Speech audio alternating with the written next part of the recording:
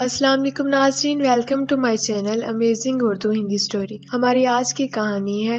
मेरा नाम परवीन है। मेरा ताल्लुक एक मुतवासित घराने से है और मैं कॉलेज में पढ़ती हूँ। मैं बचपन से ही अपने अब्बू की लाडली थी। ज्यादातर मैं इन्हीं के साथ रहती, कभी इनकी गोद में बैठ जाती, कभी इनकी छाती पर सो जाती। यूँ मेरा लगाव अम्मी से ज्यादा अब्बू के साथ था। मैं बिल्कुल अपनी अम्मी की शक्ल और सूरत की थी। मेरी अम्मी बेतहाशा खूबसूरत थी। मेरे वालिदैन की पसंद की शादी हुई थी। इतनी उम्र गुजारने के बाद भी अम्मी का वजूद और खूबसूरती में कमी ना आई थी। इनका मजबूत और गोरा वजूद आज भी अब्बू को इतना ही पसंद था जितना इनकी शादी से पहले। वो अम्मी से प्यार करते थे। अब्बा का भी इनके बगैर एक मिनट गुजारा नहीं होता था। वो ऑफिस से आते ही इनके पास बैठ जाते और खूब सुकून हासिल करते। क्योंकि हमारा घराना पढ़े लिखे होने की वजह से इन सब बातों को छुप छुप कर करना ठीक नहीं समझता था और खुले दिल से अम्मी से अपने एहसासात का इजहार इनके सामने ही करते। कभी तो मेरे सामने ही शुरू हो जाते थे। कभी इनके बालों में उंगलियां फेरते, कभी इनका हाथ पकड़कर इन्हें खुद से जुदा ना होने देते। क्योंकि अब मैं भी जवान हो चुकी थी। मेरा वजूद भी अब नुमाया होने लगा था। मेरे एहसास भी अब कुछ कुछ मचलने लगे थे। ये सब जो कुछ देखकर मेरे दिल में भी ये सब होने की ख्वाहिश पैदा होती थी जो सब वो लोग करते थे, और मैं हसरत से देखती रहती थी। मेरे अब्बू एक खुश शक्ल इंसान थे। इनका वजूद किसी हैंडसम लड़के से कम ना था। अब भी कोई भी औरत अपना दिल इन पर हार सकती थी, मगर वो तो जैसे मेरी अम्मी के दीवाने थे। कभी कभार तो शक होने लगता था कि न जाने अम्मी ने इन्हें क्या घोल कर पिला दिया है कि वो इनसे 2 पल की दूरी भी बर्दाश्त नहीं करते। मेरा कमरा इन दोनों के कमरे के बिल्कुल सामने ही था। वो कभी कभी अपने कमरे का दरवाजा भी लॉक नहीं करते थे, क्योंकि मेरे अब्बू और इनके अलावा घर में और कोई नहीं था। मैं अक्सर छुप छुप कर इनकी प्यार भरी बातें सुनती तो दिल ही दिल में मचल उठती कि काश अम्मी की जगह मैं यहाँ होती तो खूब तस्कीन हासिल करती। मेरे दिल में अब जो अरमान थे इन्हें अब मैं पूरा करना चाहती थी। मेरा वजूद अम्मी के वजूद से ज्यादा नुमाया होने लगा था। मैं अक्सर दुपट्टा नहीं पहनती थी, क्योंकि बचपन से ही अम्मी को भी दुपट्टे के बगैर देखती आ रही थी, और बहाने बहाने से अब्बू के करीब जाकर बैठ जाती। जब कुछ बताने लगती तो इनकी नजरें भी मेरे वजूद से न हट पाती। मुझे अम्मी से बहुत ज्यादा जलन महसूस होने लगी थी। वो अकेले अकेले ही अब्बू से सारे सुकून हासिल कर रही थी। एक रात मैं पानी पीने के लिए उठी तो मैंने वो मंजर देखा जो शायद मुझे देखना नहीं चाहिए था। बस फिर इस दिन के बाद से तो मैं अब्बू की दीवानी हो गई थी। वो किस तरह अम्मी को राहत व सुकून पहुंचा रहे थे, और इसी राहत और सुकून की तलब मेरे दिल में मचलने लगी थी, और इसी राहत और सुकून की तलब अब मेरे अंदर भी चल रही थी। मुझे समझ नहीं आ रहा कि इस वक्त खुद पर कैसे काबू पाऊं। बहुत बेबस हो गई थी, मगर मैंने दिल ही दिल में ठान लिया था कि अम्मी की जगह अब मुझे अब्बू के साथ ये सब करना है। अगली सुबह जब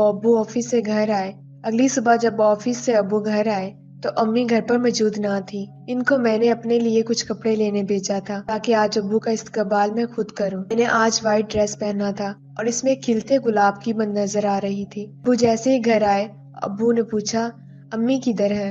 अब्बू घर आते ही अम्मी का पूछने लगे, मगर इनको मैंने बताया कि वो घर पर नहीं है। मुझे इस लिबास में देखकर वो दंग रह गए। किस कदर हसीन लग रही थी। मेरी आंखें नशीली थी और होंठ जैसे कलियां गुलाब की। मेरा गोरा वजूद शायद इनकी नीयत में भी अब खलल डाल रहा था। मैंने इनको पानी दिया। वो पानी का एक एक घूंट लेकर मुझे बहुत गौर से देख रहे थे। मैं इनके बिल्कुल करीब आ गई थी और इनको अपने आसार भी भर लिया था और कहा, आज तो आप बहुत प्यारे लग रहे हैं। वो भी खुश हो गए और कहने लगे, तुम भी तो बहुत प्यारी लग रही हो। मैं मजीद कुछ करती इससे पहले दरवाजे की बेल बजी। सामने अम्मी को देखकर मेरा तो मूड ही ऑफ हो गया। मैं जल्दी से अपने कमरे में चली गई और मेरा मकसद नाकाम हो गया। मगर मैंने हार बिल्कुल भी नहीं मानी। मेरे अंदर बेचैनी बढ़ चुकी थी और मैं कैसे भी करके खुद को तस्कीन देना चाहती थी। मगर मैंने कितनी मुश्किल से ये प्लान बनाया था। फिर कुछ सोचने के बाद मुझे ख्याल आया कि मैं ये काम रात के वक्त आसानी से कर सकती हूँ, जिसके लिए मुझे अम्मी को बिस्तर पर सोना होगा,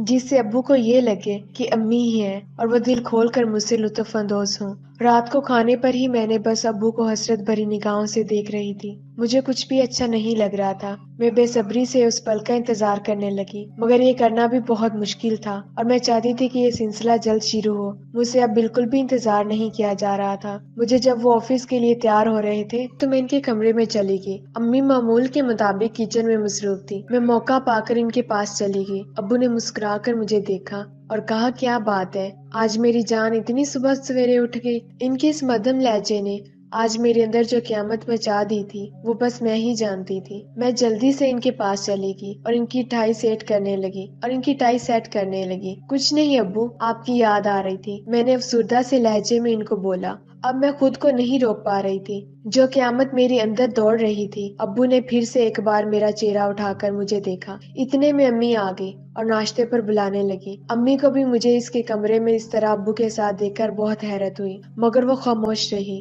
وہ کسی بھی طرح کا سوال کرنے سے گھبرا گئی اور چپ چاپ ناشتہ کرنے لگی۔ میں نے محسوس کیا کہ مجھے اس طرح ابو سے ملتے دیکھ کر ان کا موڈ تھوڑا عجیب ہو گیا تھا۔ میں ان کو ناراض نہیں کرنا چاہتی تھی، اس لیے اب میں نے سوچا کہ کچھ اور پلان بنانا پڑے گا۔ آج رات ان دونوں کو کہیں پارٹی میں جانا تھا۔ میں گھر پر اکیلی تھی اور میں نے پوری منصوبہ بندی کر لی تھی کہ آج رات مجھے کیا کرنا ہے اور کیسے کرنا ہے۔ میں نے امی کا بستر اپنے کمرے میں لگا لیا اور طبیعت خرابی کا بہانہ بنا کر ان کو اپنے ساتھ سونے کا کہہ دیا۔ وہ بہت تھک چکی تھی، اس لیے میرے ساتھ سو گئی۔ رات کے 2 بجے اٹھ کر میں ان کے بستر پر جا کر لیٹ گئی۔